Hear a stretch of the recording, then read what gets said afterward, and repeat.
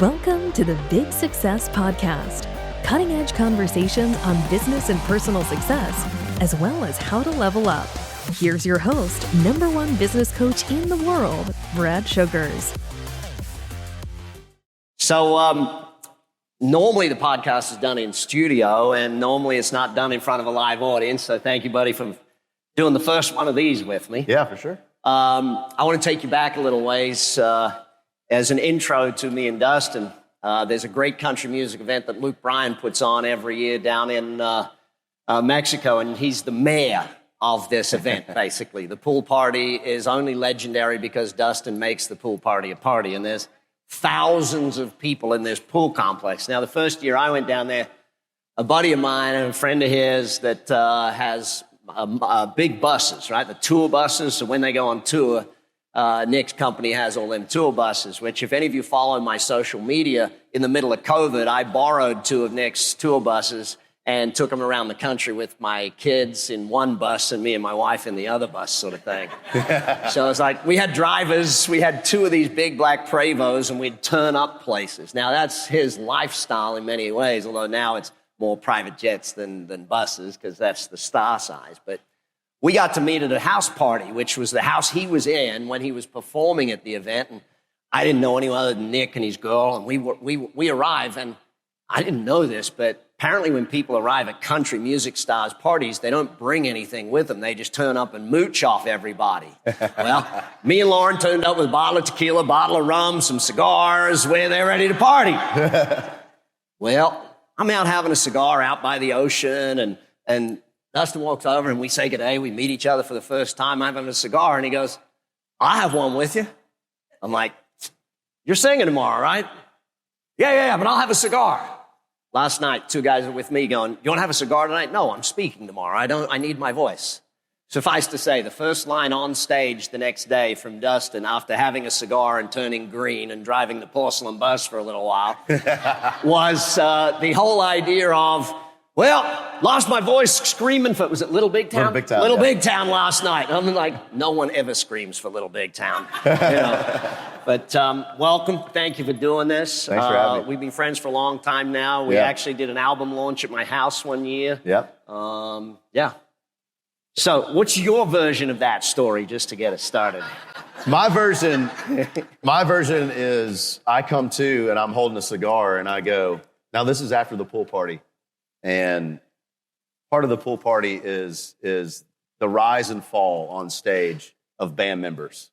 Because we have this thing called the wheel, and each slice of the pie is a different drink, essentially. So as the show goes, it gets a little looser. So my version of the story is I was loose, all right?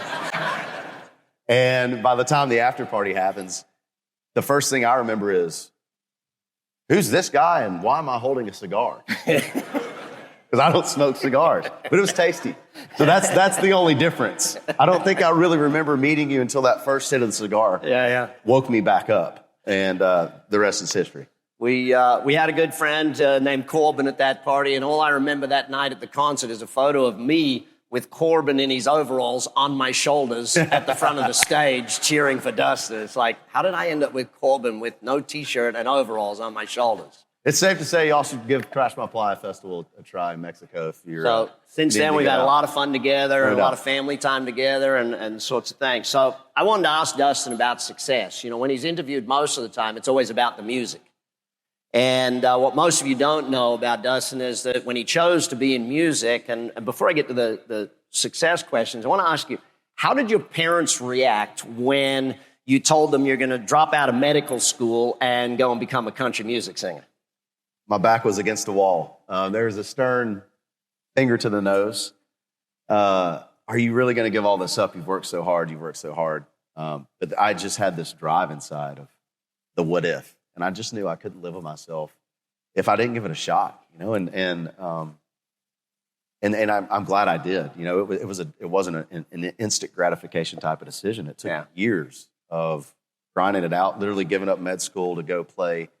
I don't know if you guys have made it to Lower Broadway yet, but to go play in these honky tonks on Lower Broadway, some nights for $0. Tip jar, tip bucket. Yeah, tip bucket, and just 2 bartenders on a Tuesday.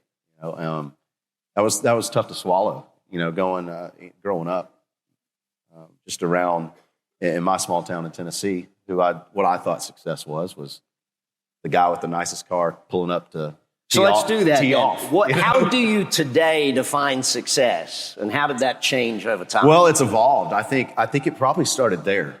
I learned a lot from the game of golf, and I was a competitive golfer all through my younger years and through college, and then pulled the plug on that as well for music. But I think it's evolved over the years of the music business. Initial success to a young artist, a young writer, which I preach this as loud as I can. Anybody moving to town is everybody wants a deal. They want a record deal. They want a publishing deal. So they can brag to their small town in Kansas that they've got one. That was success for me early on. As the years evolved, though, it's become more. It's become more, I think, selfish personally as to what success is for me. There's a lot of ups and downs in all types of business. The music business is very scary because you're never promised another song. You're never promised anybody's going to like another song or another thing you do, which is exciting. It's inspiring for me. That's what probably keeps me going as hard as I go. But I've had some downs. I've had some ups. But finding that level appreciation and gratitude, I think, every day with just the ride and the journey is probably what it is for me now. It's not, it's fallen in love for me with the magic of creating, more so than the magic of getting a paycheck every night on stage. And really, I think what drives me right now is just seeing the joy on others' faces whenever we perform. It's a really neat experience to be on stage and look out and see people having fun and meeting each other and making out and dancing.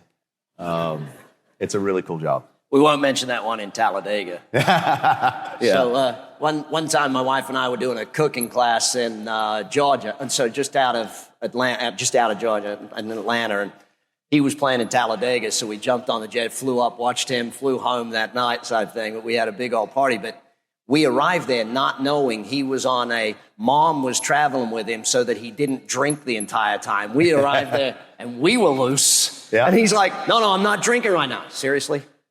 But he did appreciate, because we were cooking barbecue at the cooking school. We did arrive with trays of barbecue food. It was awesome. The band did enjoy us that one. For sure.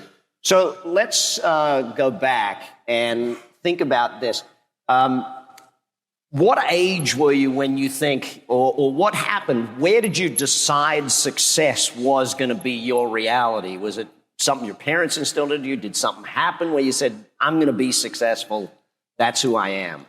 Oh, gosh. I think my initial thought when you just asked that would be when I started seeing doors open that I wasn't having to open myself, and it was really just following some gut decisions I had made creatively. And at this point, we were in the fraternity sorority party circuit pretty heavily. And any frat house people, like you went to a fraternity, you know right. what that party circuit is. Yeah. So we would. It kind of started organically here in Nashville, and when away teams would come play Vanderbilt, they would see us play down at one of the college bars, and then we would catch a gig out of that, and then word would get out. So that started growing pretty quickly for me to where I started needing help. I started needing someone to help me book. I started needing a bigger truck to pull my trailer and my speakers that I was setting up. And that's when I realized, wow, I'm addicted to growth and growing something that wasn't there 3 months ago. Yeah. And just, I think that's really where it turned me on. Like, wow, this is fun. Yeah. So then let's go back a little in music for you. There was a song you wrote for Grandma and Grandpa, Cowboys and Angels, and your label said, no, we're not releasing that song. Tell us about how you persevered in knowing that song, like you believed in it so much. How did that work? Yeah, I love that you're asking that question. So the song he's talking about is Cowboys and Angels, and I get to sing that song on the Grand Ole Opry stage here next week, and it's my grandparents. They're coming up for it. My grandma said for her anniversary she wants to be at the Grand Ole Opry, so they're celebrating 68 years of marriage next Wednesday. Yeah. But this song is something that I just wanted to write for them. And that was my only goal, was just hoping they would like it and gift it to them. And it's gone on to change my life. And but there were years, like you said, there was a couple years that my record label, my first record deal that I was so excited to tell everybody about, weren't believers in the song. They heard the song, were like, yeah, it's too country, it's too this, it's too sappy, whatever their excuses were. And it was the first time where I felt like I was right and they were wrong. You know, they had a great track record at that point with artists and really a lot of momentum in town. And so I was really putting a lot of weight behind an older gentleman and an older lady telling me what was good. And so you start second guessing yourself, like, man, is my gut wrong? I just feel like this is a different thing. And how I pivoted from that is just go, okay, well, I'm going to keep swinging the bat, but I'm also going to figure out how to start getting my original music out there more at these frat parties, more at these wedding receptions. And we started seeing a life of its own kind of start growing at these events. And that's when I go, okay, I still think I have something. So fast forward, I was able to switch gears and get out of that deal and into another one. And within 3 months, we had Cowboys and Angels hitting the radio, and it went on to it's still one of my most impactful songs we do every night, 10 years later. Damn good song. So then let's talk about what's your formula for success, or how does success happen in your mind? What's the process by which it happens? I love, I mentioned this earlier, I love the challenge of, growing, but also kind of the me versus me in the music business. I'm single, so I have no excuse other than to wake up and work and try to get better every day. And it's tough being a creative because there's no concrete, hey, I went to work and I did this. I think that's probably why I love working out on the farm and cutting grass and cutting down trees and stuff, because at the end of the day, you can write. I mean, I'll go in and write a song today, and my average is pretty terrible on whether anybody gets to hear that song.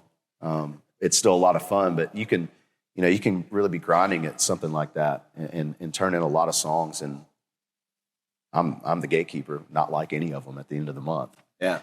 And feel like, man, I just wasted the whole month of April not only putting on shows, but writing on my days off here in town, and I have nothing to show for it.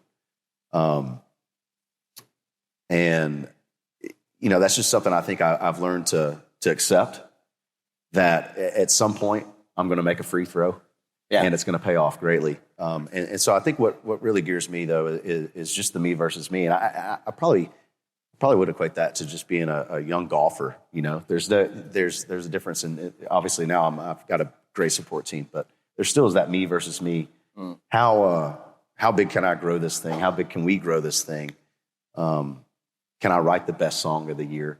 And I've got a lot of great, talented friends that are trying to do the same. So it's a fun competition. Well, last year you had Song of the Year. Yeah. So I don't know if you know this, but he and Mackenzie Porter re-released a song that you first did with Lauren Elena. And then when during COVID, and it didn't hit the way it should have hit, but that was COVID. And then the re-release became, it was number one at the end of last year. How many weeks at number one? Yeah, we were 7 weeks at number one, and the longest running top 10 in Billboard history, which is crazy. So, yeah.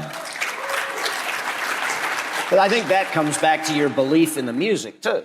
A lot of people don't realize, a song hits the radio, they think we just recorded it and put it out. But it took me 2.5 years of making phone calls, and timing's everything with collaborations, just trying to get the right people involved and when we can release it. So 2.5 years is the amount of work I had on the phone, just trying to get that song out into the top of the charts. And another, I think, testament to trust in your gut and something you believe in. That was one of those that I know part of my team was like, dude, give it up. But I had a really good feeling about it, and I'm glad I stuck with it because it's definitely changed our lives. So then that leads to my next question. Flip it over. How does failure teach success in your mind? Well, for me, it doesn't feel good, and I've had different types of failure. I've had failure because it's been my fault, which I like that failure the most because I can take it on the chin and go, all right, dude, you can do better next time. But the ones that bother me are through the years, at least when it comes to music, are failure because I went against what I believed and I was trusting someone else, And I think that's what I've learned to not let happen anymore. And I've over the years, I think gained a little bit of a little bit of respect now, my circle where if I feel strongly about something, I feel like I can speak up. As a young kid, man, when you're sitting with a bunch of execs that have been in the music business and are literally on top of the music game right now, it's tough to speak up when you feel a certain way or even articulate what that is. And I think just maturing through the years has allowed me to, sit at a table and have those conversations a little bit more efficiently. This is the Big Success Podcast. We're going to take a break from the podcast, and we'll be back in just a moment. Marketing is the lifeblood of a business, and when done right, it's a phenomenal investment. It's profitably buying lifetime customers. How you get prospects to identify themselves as needing you is what Raise Your Hand Marketing by Brad Sugars and Josh Bardsley is all about. Getting your suspects to become prospects and raise their hand to say, I'm ready to engage with you. So we're back here on the Big Success Podcast with the Dustin Lynch. So I want to break down a little bit of your area of expertise because what most people don't realize about a country music star these days is it is a business. You have a corporation that you run and you are the CEO of the Dustin Lynch business, basically. So let's talk about branding and marketing. How do you succeed at branding and marketing yourself out there in the world? Yeah, it starts with what I was doing when we were texting last night. I'm in the studio. It starts with the song and what is that song? There's we're trying to find great songs.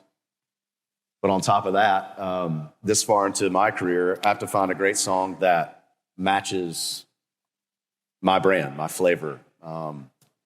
And through the years, trying to hone in on what that is. Where's my lane in country music?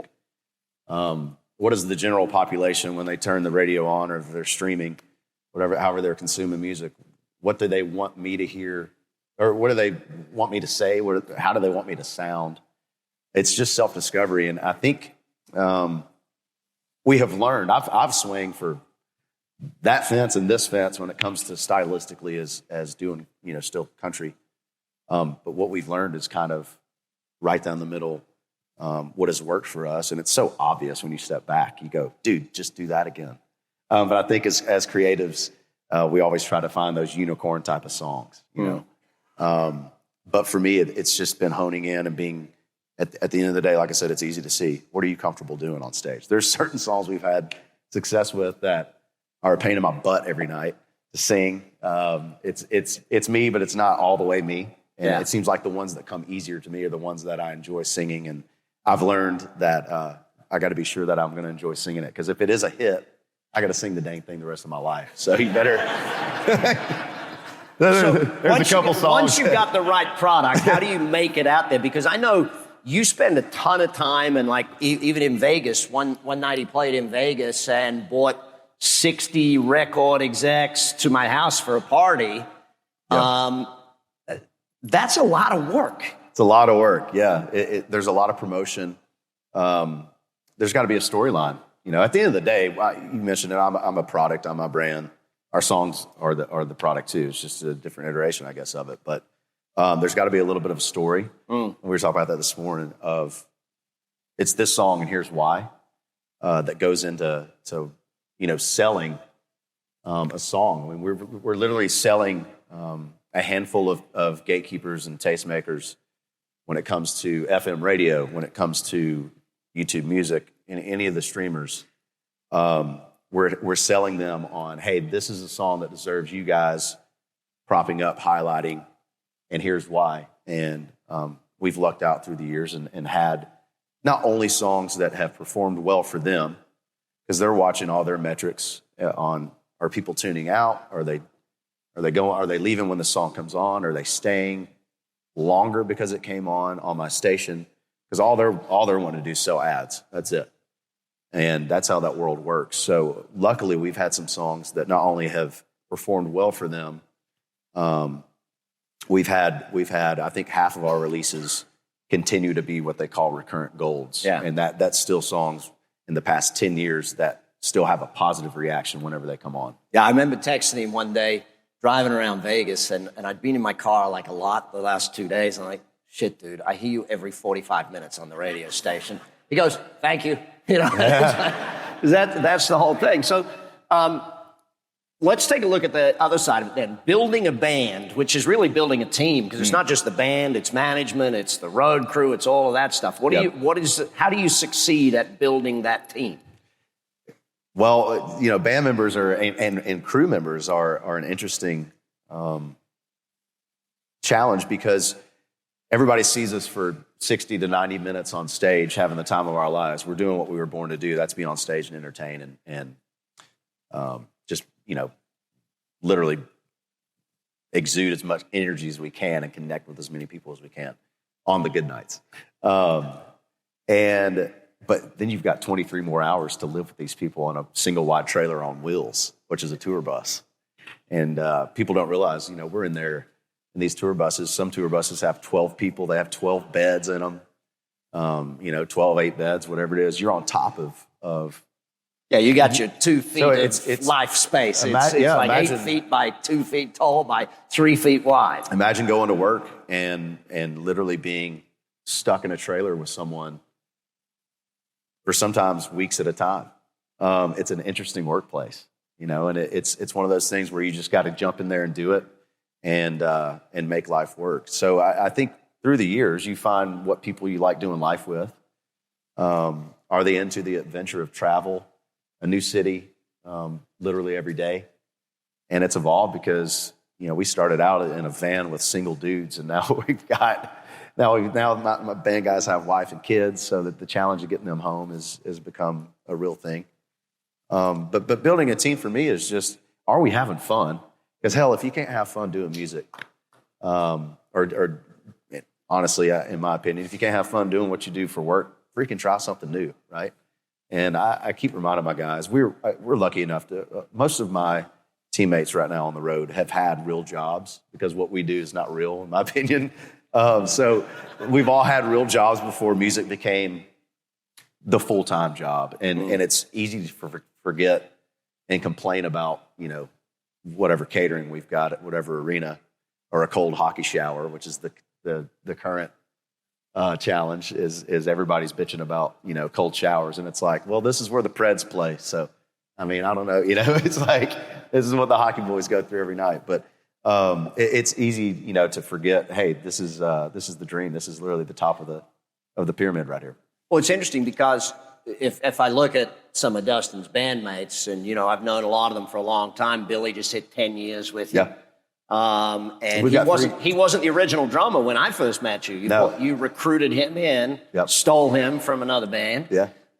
If we take a look at LaCourte, Chris is killing it out there, writing songs, hitting number ones out there on his own. So they've all got side gigs. Billy just played for was it how many year anniversary for the drum? Brazilian, yeah. I don't remember what the number was. 20 or 40 year anniversary or something. So when you talk recruiting the right people, like going and finding the right manager, going and finding those people, is there any keys you got to recruiting people, or is it just, you know, make sure that they fit the group? What's the thing? I think it's both. I think it's fit the group for me. I think, you know, outside of my band members, because that's kind of locked in. You mentioned we've got 3 guys that have been with me for over 10 years, which is, in the music industry, is, I'm proud of that. Yeah. And, but as far as, let's go to the creative team, it's got to be a passion for the same vision, you know, and that's who are we making music for? If everybody can identify who that is and describe to me what that is, we get along pretty good. And I'll go through that literally. When I leave here, I'm going to the studio to write with a couple of new collaborators I've never written with. But the worst thing they can do is not know who we're aiming for.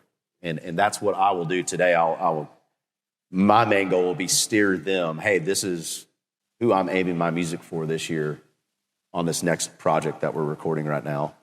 What do we want to say to them? And so I think that is, you know, creatively, and as you know, outside of the music, all the visuals behind everything we do it is a big deal, even down to the daily social media posts. I have to be very careful about what I'm showing, when I'm showing it, who I'm showing, and make sure that that's all pointing back to the overarching, message of the brand and the music we put out. Well, that's right. Sponsors, all of that sort of stuff come into play. I want to go back.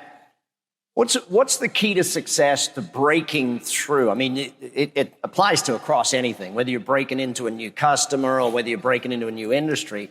When you broke into this business, how do you do that? What's the key to success on breaking into an impossible industry?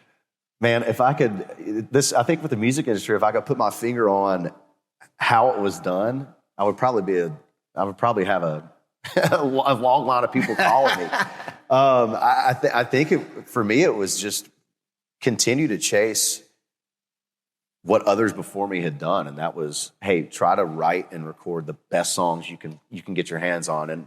And the person that told me that to my face was at his Hall of Fame luncheon. I got to go meet Garth Brooks for the first time. He's one of my heroes.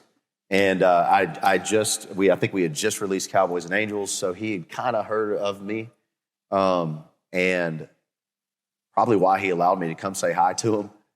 And I shook his hand, and, typical young guy, like, Garth, give me one piece of advice before I roll out of here. And that's what he said. He said, hey, whether you write them or not, keep chasing the best song you possibly can, because that's what people want to hear from you. And I just never forgot that. And so that's really where my focus is. I constantly am looking for the next best song. Yeah. And I'm obsessed with it, and I love it. Well, that leads me then. How do you stay relevant? Is that the same answer? Because, you've had number ones after number ones. From each album, there's multiple number ones. How do you stay relevant? Well, we've had to, our music has had to, how we create music today is drastically different than how we did it whenever I wrote Cowboys and Angels. So from day one of creating a song, this town and the creative process has changed just based on the technology that's changed and how we create. So we've had to evolve. I think the palette of music is constantly changing. There's always that push and pull of that ain't country, this ain't country. It's always been there, right? Yeah. And there's always that side that finds their guy or girl that brings it back to country for them. And then you've got these other acts that go out and will push the envelope this way. But I think all of that movement is wonderful, because as we move, this way or that way, we're grabbing new fans and new ears. We're grabbing this person that maybe used to only listen to top 40 or hip hop or rock, but now for whatever reason, they like the way we did this song or this instrumentation, or, oh, that sounds cool, or I like the way he said that or she said that. And now we have a new fan of country music. It brings them in our family, and they come to a country show and see that, as a single dude, there's a lot of options out there. And at a country show, it's like the scenery is pretty awesome every night. And just telling them the truth. And the next thing you know, we've got a big country fan on our hands. So we have that could go so many ways. we like to evolve, with the music. We have to. It's wild. Think about you, 2.5 years. So if you guys think about, I'm writing a song today. If we write a great song today, in 2 years is most likely, at least a year, but most likely 2 years, 2.5 years, is when the general public gets to finally hear it. So we're creating what is happening on the radio 2 years from now today. So you got to write something today that speaks to what people are feeling 2 years from now. I mean, there's a rarity like Luke Combs penned 6 feet away in COVID and got it out within weeks. That's a rarity, but 2.5 years. Yeah. So I want to finish this segment off with asking a question. How do you balance professional, personal? Because how do you keep the space? Because, I mean, we've been places and it's like, hey, Dustin! None of that. Oh, Brad! No, not famous. Like, literally, my kids the other day, I was walking through an airport and the guy goes, oh, you Brad Sugars, I follow you on Instagram. It was like, my kid's like, Dad, how does that person know you? They've never seen a fan ever come up to me in my life. You get it all the time. But how do you balance that stuff? Well, I've had to learn the hard way. I've had to learn the word no. And, early on, you're so eager to go, bring it on, bring it on. I want to get bigger. I want to gain more fans. I want to take off and obviously make money, play as many shows as we can. And I've learned the hard way, as we've talked about, moving forward with how we tour. That market's completely changed with how the touring traffic is out there right now. But early on, it was yes, let's do it. And just realizing, you mentioned personal, realizing that creatively, I have to have some time home to be real and to live and to really tap into what I'm feeling, life that I'm doing, relationships that I'm imploding. Again, I said I wouldn't go there. But you gotta have a little time to yourself to really dive in as a songwriter and feel those emotions. It's easy to say yes to money. That's sitting right there. Go play this club in BFE, Louisiana, or sit at the house. But you realize, I think I've realized that sitting at the house pays greater dividends down the road for me whenever I'm able to have a little bit of personal space in life. This is a Big Success Podcast. We'll be back in just a moment. You're with Dustin Lynch. Dustin Lynch is an American country music singer and songwriter, signed to Broken Bow Records. Dustin has released 4 albums and 1 EP for the label. He has also released 17 singles, of which 8 have reached #1 on country airplay. To learn more about Dustin Lynch, please visit DustinLynchMusic.com. Okay, so back on the Big Success Podcast, we're going to talk leveling up. Moving your goals. What's your theory on how your goals go from being normal-sized, normal people goals to crazy big goals? Because you obviously in the start of your career, you had this size goals, but now the goals are, what's the difference? How did you move? I think I started realizing what was possible as songs started to really scale. I wrote Cowboys and Angels and had no idea that the first time I would hear that song sang back to me would be in Seattle, Washington. I'd never even been there. But we get out there and this club sold out. There's lines down the block. I'm going, certainly they're not here for us. And they were. And it was deafening. So much so that we were, I don't regret it. We ended up playing it twice that night. Why not? That's where I realized, wait a second. My music matters, at least to Seattle right now, and then we got to tour around and figure out where else. So it started right there. I was regional playing, a lot of SEC schools, and then those college kids would graduate. We'd go play their wedding reception. That was kind of my world. And then once Cowboys and Angels hit the radio waves, we felt that. It was like, oh, wait a second. And then we worked our way down the West Coast, and the West Coast for me, I never got to travel there until I was touring this song. So it always felt make-believe to me. California did. And California's been one of our best markets since day one. So that's why I started realizing, wow, I get to make a new set of goals. And I think I'm still making a new set of goals. Yeah. With Think About You, we'll fast forward to that. I never had on my goal list. I did have, and I've got a screenshot from 2 years ago. They do like a year-end chart. Hey, this song was played this many times, or this album, or this artist on radio. And I wasn't on any of the charts 3 years ago. And in big red letters, I wrote, "Where are you?" And that gets me emotional. I love it. Last year, we're the #1 played song. So it's pretty awesome. It's more than pretty awesome. So, you've met a lot of them now. Garth, you met way back when. What's the difference between the superstars and the one-hit wonders? What do you see as the difference? Man, most of the time it's work ethic. It's easy to. I was so lucky to. My first tour was Keith Urban, and Keith had struggled with a lot of addiction through the years, and he was on the other side of that when I went out with him in Little Big Town in 2013. And the way Keith deals with that is he's very structured, down to what he eats every day. At least this is back then. I don't know what he's doing now, but back then he was very, very structured on, hey, I wake up, I go to the gym with my trainer here for lunch I'm eating this, for dinner I'm eating this. Very boring, but it worked for him. And I think seeing him go about it that way, but also talking to him about, obviously he's just raining advice on me the whole time we're out there for a year. Whether it was direct or I'm just soaking it in, watching him do it. Being with him first, I think really allowed me to go, oh, this is what it takes to be, in my opinion, one of the greatest entertainers we've got to see through the years. He's an amazing musician and an amazing entertainer. And that started, I don't know if any of you know, but Keith's an Australian boy. He played in my hometown for a lot of years with a guy by the name of Tuffy. Keith was in bars playing at age 14 or 13 or 14, playing the guitar as a back thing. He learned to be an entertainer in that environment. And he still is one of the best. But I think being on tour with him first allowed me to see, oh, this is how it's done. Obviously, he's gone through some stormy times, but this is how it works and how I guess where you should keep it.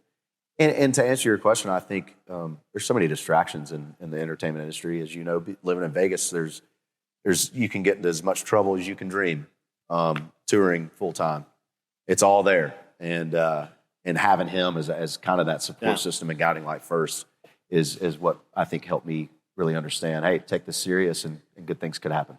I remember one of your managers talking to one of your band members one time saying, we are not at the party, we are throwing the party. And so not getting in trouble with that sort of thing. True. So I want to go to our quick fire round. Quick thoughts on success on certain things. Normally the first of the quick fire round I ask is, what's the secret to success in relationships? But I'm going to skip that one for you.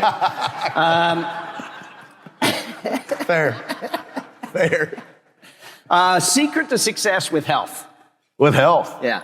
Find what you enjoy. I've gone extreme. Yeah. I mean, I've done stupid stuff and done it. I've worked out too hard. I've dieted too strictly. For me, on the road, it's impossible essentially to really stay with what you need to. But I think through the years, you just find what's comfortable and what's sustainable. Over the past 3 years, I think I've just found what I like to do and what keeps me excited, so I continue to stay consistent with it. And as long as I'm in there, 80% of the time eating and staying active like I should be, life's been good. Cool. Key to success with wealth. Key to success with wealth is learn. So we mentioned earlier I was a pre-med major, and my brother-in-law is an oral surgeon, and I'm watching my sister pull her hair out right now because as pre-med majors, we're science nerds. We don't know jack shit about finance. We just don't. We're never taught it. At least not in Tennessee, you're not taught it in high school. So you go to college, and we don't learn it either. We're learning how the human body works and how plant animals work, and so getting out now and running a company and having employees, I'm constantly listening to podcasts. I'm constantly reading and learning. How do I capture this window of success in the music business, which we don't know how long it's going to be. It's been 10 years as of now, which is a good run for anybody in this world. But at some point, no matter who you are, that window, ends. Yeah. It just does. And so for me, it's figuring out, okay, I've got to stomach that. I've got to be okay with that. I'm so glad COVID happened because it allowed me to go, hey, can I do this? Can I do life without being on stage? And I could. I thrived at it.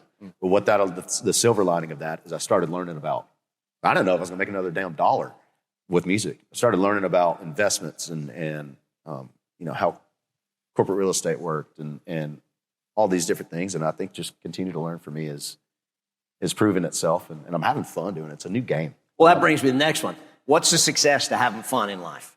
Well, great group of friends. I keep a tight circle of friends, but they're very diverse. We're a motley crew. Anywhere from Brad Sugars to, you mentioned Corbin riding on his shoulders with overalls. He's literally planting corn an hour north of here because all of his corn goes to Jack Daniels for whiskey. So we've got a little interesting circle of friends, but I think make time for your friends and share the fun with them. Share the fruits of success that, we've been able to have and have them around. And that's really where I find joy in life right now. So final question. what's the best quote on success or the best advice you ever got on success? Okay, so this is, let's see.